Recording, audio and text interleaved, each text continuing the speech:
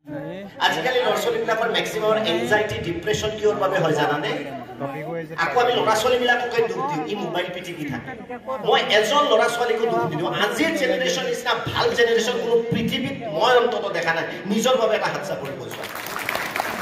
মোৰ দিনত কলেজ উইকত ভাষণ শুনিবলৈ ল'ৰা-ছোৱালী 10টাও নাথাকে। নিজৰ বাবে এটা হাত চাপৰি গৈছোঁ। অডিটৰিয়াম ফুল হৈ আছে। আৰু এইটো বদনাম চক্ৰেটিছৰ দিনৰ পৰা আছিল, এথেন্সৰ দিনৰ পৰা আছে যে টুডেজ জেনেৰেশ্যন একদম ৱৰ্ষ্ট জেনেৰেশ্যন। মোৰ ককাই মোৰ দেউতাক কৈছিল, মোৰ দেউতাই মোক কৈছিল, মই মোৰ ল'ৰাক ক'ম আমাৰ দিন বিৰাট ভাল আছিল, তহঁতৰ দিনত একো বেয়া নাই। মই কওঁ আমাৰ দিনত বেয়া আছিল, তোমালোক বিৰাট ভাল। আমাৰ কলেজ উইকত চকী 4খনমান নাভাঙিলে কলেজ উইকে নহৈছিল।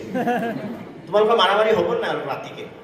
নহয়, কাম নাই। কিহৰ ডেকা ল'ৰা চাৰে পিঠিব মোক নহয়, এনেই আৰু হেৰি নহয়, অলপ গালিয়া গালি হ'ব লাগে, তেতিয়াহে তেজাল ডেকা নহ'ব হ'ব লাগে এটা দুটা।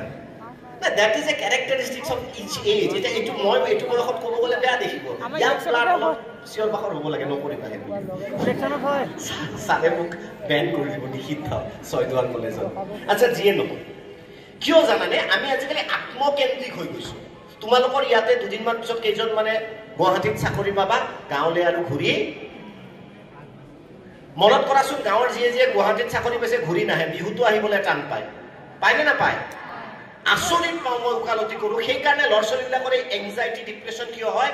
আগতে যৌথ পৰিয়াল আছিল, আজিকালি মই কোৱা নাই যে যৌথ পৰিয়াল সম্ভৱ নহয়। ঠিক আছে, তোমালোকে নিউক্লিয়াৰ ফেমিলি, নিউক্লিয়াৰ ফেমিলিটো দুজন ককায়েক ভায়েকৰ মাজতেই মিল নাই।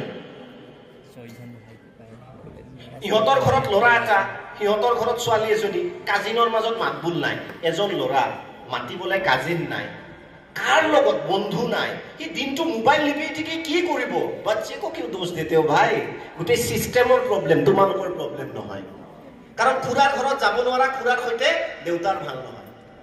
মাহীৰ ঘৰত যাব নোৱাৰা, মাহীৰ কাৰণে এজন দেখিছোঁ প্ৰফেচাৰ, এজন ইঞ্জিনিয়াৰ, এনেকুৱা ক্লাইণ্ট আহে। প্ৰফেচাৰ ইঞ্জিনিয়াৰ দুইটা ভায়েকৰ মাতা মাতি নাই। কিয়? আধা পুৰা এই আধা মানে তোমাৰ কি কওঁ তোমাক মই এইটো কথা, 2 লেচা মাটিৰ কাৰণে দুইটাৰে কাজিয়া। মই ভাবোঁ সেই ইঞ্জিনিয়াৰ সেই প্ৰফেচাৰৰ ডিগ্ৰী ধুনীয়াকৈ লৈ তুমি ডাষ্টবিনত পেলাই দিয়া, যদি ভাতৃৰ বাবে 2 লেচা মাটিৰ কাৰণে কাজিয়া কৰিবলগীয়া হয়। সদায় বহল মন কৰিবা। সেই কিয় ছুপাৰ নিউক্লিয়াৰ? এতিয়া প্ৰব্লেমটো কি হৈছে, যাৰ প্ৰফেচাৰ তাৰ এটা ল'ৰা, যাৰ ইঞ্জিনিয়াৰ ধৰি লোৱা তাৰো এটা ল'ৰা, কাজিনৰ মাজত কথা নাই। আমি আগতে সৰুতে বিয়া খাওঁতে, বিয়া ক'ৰবাত হ'লে গাঁও 40টামান ল'ৰা ছোৱালী ইফালে টুৰকে দৌৰো বিনা কাৰণত, আকৌ ইফালে টুৰকে দৌৰো বিনা কাৰণত, এতিয়া দৌৰি আছে। তোমালোকৰ কাজিন এজন নাই কথা পাতিবলৈ, কাৰণ খুৰা আৰু বৰদেউতাৰ মাজত কাজিয়া, দেউতা আৰু বৰদেউতাৰ মাজত কাজিয়া। কিয় হয় এইটো?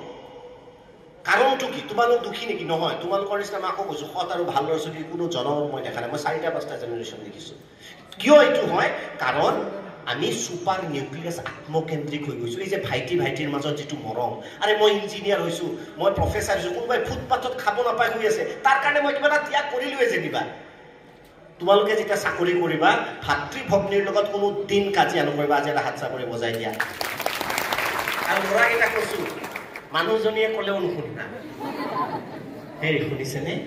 সিহঁতৰ জানে আমাৰ মাটি ঠেলি আহিছে আমাৰ পিনে।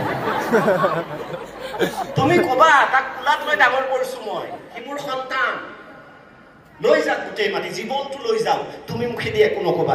সেইটোৱে হাত চাপৰি বজাই দিয়া। আজিৰ পৰা ডাঙৰ হৈ এনেকুৱা মানুহ লাহে লাহে আমি আত্মকেন্দ্ৰিক হৈ গৈছোঁ। মই কৈছোঁৱে যে খুৰা আৰু বৰদেউতা হয়তো নহয়, প্ৰেক্টিকেলি আপোনালোকে গম পাব যে দুজন প্ৰফেচাৰ ধৰি লওঁ, দুইজনৰ মাজত সৰু মাটিক লৈ কাজিয়া।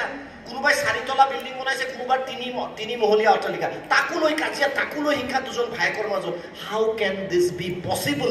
সেইখন ঘৰত ল'ৰা জন্ম পোৱা ল'ৰাজন বা ছোৱালীজনী কেনেকৈ সুখী হ'ব মোক কোৱা?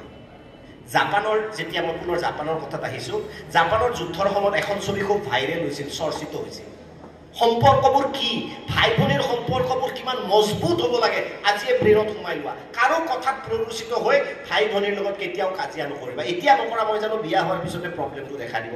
অৱশ্যে তাৰ কাৰণে কেৱল মহিলাগৰাকীয়ে দায়ী নহয়, বহু ক্ষেত্ৰত এইটো এটা ভুল ধাৰণা হয় যে মহিলাগৰাকীৰ কাৰণে কাজিয়া লাগিছে। এইটো কিন্তু একদম মিছকনচেপশ্যন হয়। ল'ৰাকেইটাও বদমাছ থাকে বহুত, 99% নহয় বুলি কৈছে এজনী ছোৱালী। হয়নে নহয়? হয় যদি আচ্ছা বুলি বজাই দিয়ে। ছোৱালীও বদমাছ চলি কৰে।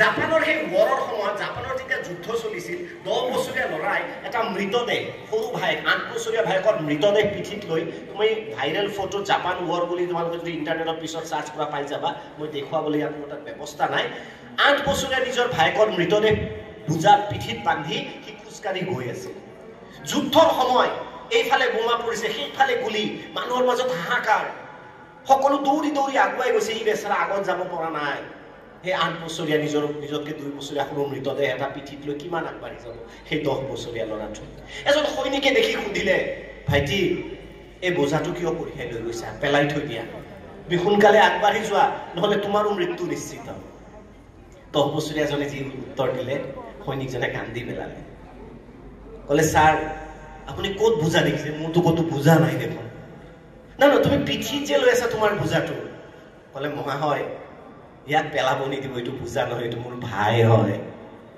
মই ইয়াক পেলাই যাব নোৱাৰিম that is the spirit of brothers and sisters in life আমি মিলি থাকিম সকলো